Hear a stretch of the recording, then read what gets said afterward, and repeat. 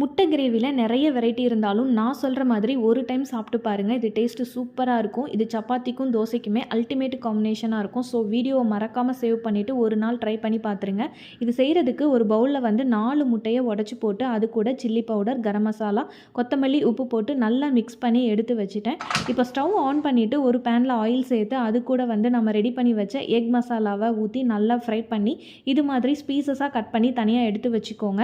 இப்போது அதே பேனில் வந்து ஆயில் சேர்த்து அது கூட கடுகு, சீரகம், சோம்பு போட்டு வெடிக்க விட்டுட்டு இது கூட கட் பண்ண வெங்காயம் சேர்த்து நல்லா ஃப்ரை பண்ணி வெங்காயம் நல்லா கோல்டன் ப்ரௌன் ஆனதுக்கப்புறமா இஞ்சி பூண்டு சேர்த்து பச்சை வாசனை போனதும் இது கூட ஆல் ஸ்பைசஸ் மசாலா எல்லாத்தையும் சேர்த்து நல்லா ஃப்ரை பண்ணிவிட்டு 2 தக்காளி அரைச்ச பேஸ்ட்டு சேர்த்து அது கூடவே தண்ணி சேர்த்து நல்லா கலந்து விட்டுருங்க. இது கூட உப்பு போட்டு நல்லா மிக்ஸ் பண்ணிவிட்டு நம்ம ரெடி பண்ணி வச்ச எக் மசாலாவை இது கூட போட்டு நல்லா ஃப்ரை பண்ணி எடுத்தீங்க அப்படின்னா ஒரு டேஸ்டியான எக் கிரேவி ரெடி. கண்டிப்பாக ட்ரை பண்ணி பாருங்கள்.